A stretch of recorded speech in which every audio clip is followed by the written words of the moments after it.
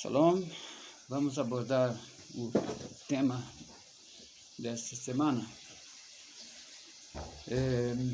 Não tem muito o que falar sobre o Parashat Tzav, porque é tudo muito claro ali, muito detalhado, mas nós temos um assunto muito importante, que é o que chamamos de discussão talmúdica inconcluída. Não houve uma conclusão sobre essa discussão. Ela é abordada no livro do famoso rabino polonês, conhecido como Sha'agat Aryeh. Ele aborda ali a questão e compara com outros trechos da Gemara, e no fim das contas ele chega à conclusão de que é para sabedoria, mas não para halakha. E se trata de quê? Se trata de um tema muito interessante. Afinal, o povo de Israel, em nossos dias, tem pessoas que vêm para o judaísmo e pensam que mikve purifica tudo. Não é assim que funciona. Então, existem diversos tipos de impureza, como eu já abordei em outro vídeo. Então, a pergunta na Gemara é: Tum'ah hi dehuya b'tzibur ou hutra b'tzibur? Qual o significado? A impureza, a impurificação, ela ficou permitida para o público ou ficou só colocada de lado? O que quer dizer para o público? Para o povo judeu. Porque se chegar numa situação como chegamos, em que todo o povo está impurificado, eu me refiro à impureza por mortos. Né? Uma pessoa tocou o morto, uma pessoa entrou numa sala onde havia um morto, essa pessoa tocou outra pessoa, a outra pessoa automaticamente fica impura, e a impureza só vai se alastrando. Então, os Kohanim de hoje não podem comer terumá. Nós, quando separamos a terumá e os ma'aserot da terra de Israel, precisamos deixar de lado até que se desfaçam. Ma'aserot, até que dá para destinar a um filho de Levi, ou nos anos que tem que ser dado para o pobre também, o Maaser Sheni, tem o Maaser Rishon e tem o Maaser Sheni. O Maaser Rishon é dado ao Levi. O Levi tem que tirar 10% disso e dar para um Kohen. E o Kohen tem que receber a Terumá antes da separação dos Maaserot, da pessoa que é dona da propriedade, dos frutos. Né? Que nós não estamos falando de dízimo eclesiástico, nós estamos falando de dízimo da Torá, quer dizer, de frutos da terra. Em seguida, tem o segundo dízimo. O segundo dízimo é separado o 10% do que sobrou, e a família tem que comer isso dentro das muralhas consagradas de Jerusalém. Não pode ser fora das muralhas, não pode ser em outro lugar, tem que ser dentro de Jerusalém. Isso no primeiro ano, depois da Shemitah, primeiro ano, segundo ano,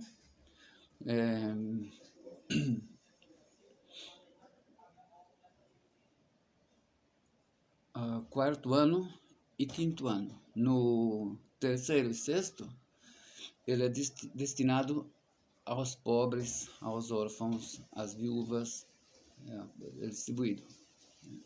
Então, muito importante saber isso, porque as pessoas às vezes confundem esses assuntos. Mas, voltando ao nosso assunto anterior, que é o que eu falei, que é abordado pelo famoso rabino Sha'agat Aryeh, que gostava muito de harifut, pilpul, fazer combinações entre trechos da Gemara, um trecho e outro, e comparações até chegar a alguma conclusão, mas só que nesse caso aí ele não conclui. Ele não conclui, a própria Gemara também não fica claro qual a conclusão, e o que nós sabemos é que Tum'ah hutra b'tzibur quer dizer que ela ficou permitida quando todo o povo está impuro. Porque já que está todo mundo impuro, então não há como considerar alguém impuro, porque todos já estão no mesmo nível. Então, seria Hutra Batzibur. O de Huya Batzibur, ela é colocada de lado até que possa haver alguma situação em que nós possamos sair dessa situação. E no caso, por que isso é importante saber? Porque assim que o Beit HaMikdash for reconstruído, nós vamos ter que fazer de novo sacrifícios, os Kohanim vão ter que trabalhar, e impuros, como vão fazer os trabalhos?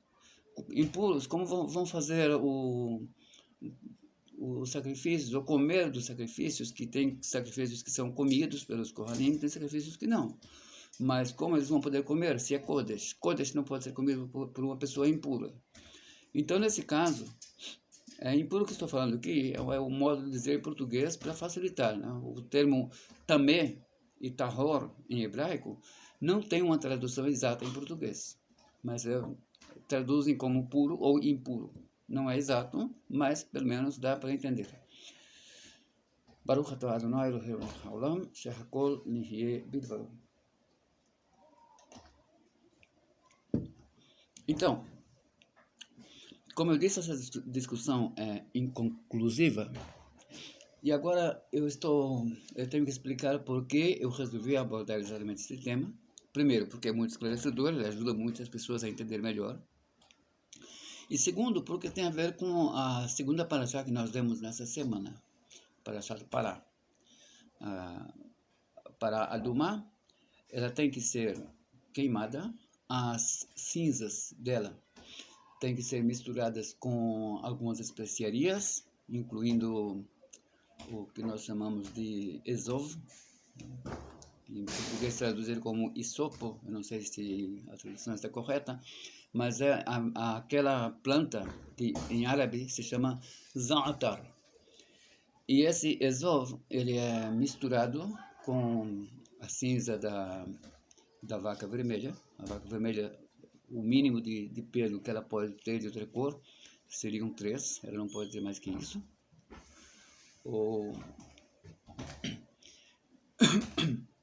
E em seguida, misturado com água de uma fonte natural, tem que ser de uma fonte natural corrente, misturado com essa água, ela tem que ser aspergida sobre as pessoas que estiverem impuras. Automaticamente, essas pessoas se tornarão puras. Mas só quem pode aspergir é uma pessoa que está no estado de pureza. E essa pessoa, em seguida, ela se torna impura. Quer dizer, na hora que ele faz a aspersão da cinza da vaca vermelha, com essa mistura toda que eu expliquei, ela automaticamente se torna impura pela própria aspersão que ela fez. Ou seja, o que nós temos aqui é mais uma lição importante para toda pessoa que está começando a aprender Torá, começando a aprender judaísmo. É mais uma lição importante porque, primeiro, nós não temos quem possa aspergir essa cinza da vaca vermelha em nossos dias. Não temos ninguém apto para isso. E segundo,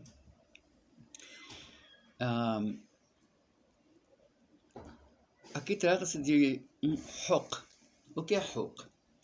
Hok no hebraico de hoje, de Israel, significa lei. Qualquer lei é hok. Uma pessoa transgride a lei. Mas hok na Torá, na linguagem da Torá, não é exatamente isso. Na linguagem da Torá nós temos mitzvah, temos mishpat, seria mandamento, juízo. Em resumo, mitzvah é um conjunto de leis de um mesmo tema, de um mesmo assunto. Então, por exemplo, nós temos mitzvah de tefilim, temos mitzvah de colocar tefilim, e aí nós temos que saber como é feito, de que material tem que ser feito, onde pode ser escrito, como pode ser costurada a caixinha dos tefilim, todos esses pormenores fazem parte desse mandamento. Mas o que é Hok? Hok também é um mandamento, só que há uma diferença, porque a palavra Hok é aplicada para algumas coisas e não para tudo. Porque Hok é aquele tipo de mandamento que foge totalmente à lógica, ao raciocínio. Então, eu resolvi abordar esse tema, porque com esse tema eu já poderia ensinar algumas coisinhas a mais e também abordar o tema Hok. Então, para domar a vaca vermelha é um Hok. Por que um Hok? Porque como uma pessoa a pessoa está tahor, puro, ele faz a aspersão, automaticamente ele fica impuro e as pessoas que receberam a aspersão ficam purificados. Não tem lógica. Então, eu queria esclarecer esse ponto para vocês, porque eu acho importante que pessoas que estão começando a aprender Torá tomem consciência desses assuntos. Voltando ao assunto dos Mahaserot, os sábios determinaram na Mishnah que seja também separado um dízimo monetário. Mas isso não é pela Torá. Isso é uma determinação dos sábios e é feito da seguinte forma: assim como lá tem Mahaser Rishon e tem Mahaser Sheni, que são dois, né, como eu falei antes, ou seja, é quase 20% do que restou depois de ter o Mahaser dado. Então, 10% dado ao levita, e os outros 10% que restam são servidos em Jerusalém. Ou, depende do ano, são dados às viúvas, aos necessitados, auxiliando as pessoas. Mas aqui o dízimo monetário também é 20%. Separamos 10% para uso com pormenores de mitzvot. A pessoa precisa comprar livros para estudar a Torá, a pessoa precisa comprar talit, a pessoa precisa tefilim, precisa mezuzot. Então, para isso, são 10%. Os outros 10% são destinados a tzedakah, a ajudar pessoas a fazer o bem, fazer mandamentos. Né? Logicamente, esses outros 10% são distribuídos para pessoas necessitadas, pobres, ou pessoas que realmente passam por alguma situação em que necessitam. Eu acabei repetindo a mesma coisa, desculpem. Mas sabemos que 20%, né, separado, e 10% tem um destino, os outros 10% tem outro. E nós aprendemos isso da mesma divisão dos dízimos da Torá. Pois é, eu acho que eu consegui aclarar diversas coisas num vídeo curto e eu espero que eu tenha ajudado, porque pessoas que estão começando a estudar Torá às vezes se deparam com termos que elas desconhecem, com ideias da Torá que são bem diferentes do que se conhece hoje. Por exemplo, o uso do Vav Hipur, que eu já abordei esse tema também. Às vezes a pessoa não sabe para que funciona. Algumas pessoas pensam que é só para inverter do passado para o futuro, uma linguagem, né, do hebraico. Mas não, nem sempre. Geralmente o Vav Hipur ele vem para ressaltar que determinado acontecimento, quando vem o Vav Hibur, que interrompe o Vav Hipur, quer dizer que todo aquele acontecimento que aconteceu antes, que foi relatado antes, na verdade, aconteceu depois. Ou seja, ele inverte totalmente o texto. O texto todo fica invertido. Então, quando nós dizemos que Vayered Yehuda Metehav, né? Yosef Hayab Misraim, quer dizer que quando Yehudá desceu dentro de seus irmãos, o Yosef já estava no Egito. Já tinha passado todo esse tempo que ele levou para chegar ao Egito. Ou Adam e Havá, quando nós lemos o assunto de Adam e Havá, Adam yada'at Havá isto, quer dizer, ele já tinha conhecido antes de todo aquele relato da expulsão do Éden. Então, as crianças também nasceram lá no Éden, e toda a gravidez, todo o nascimento, tudo mais, foi tudo lá. E não como pensam os ocidentais, que isso veio depois da expulsão. Então, isso são regras que são importantes para toda pessoa que está começando a aprender a Torá, saber, para que se aprofundem mais rapidamente e melhormente falando. Então, desejo a todos um Shabbat Shalom. Espero que tenha sido bem esclarecedor. Quando vocês abrirem esse trecho sobre Adam e Havá, para entender o que eu citei aqui, observem o comentário de Rashi. O comentário de Rashi é exatamente porque Rashi sabia muito bem dessa regra que eu acabei de citar. Uma regra de hebraico bíblico, de hebraico da Torá, não é nem de todo o Tanakh. Todo o Tanakh não tem essa regra. É uma regra especial da Torá.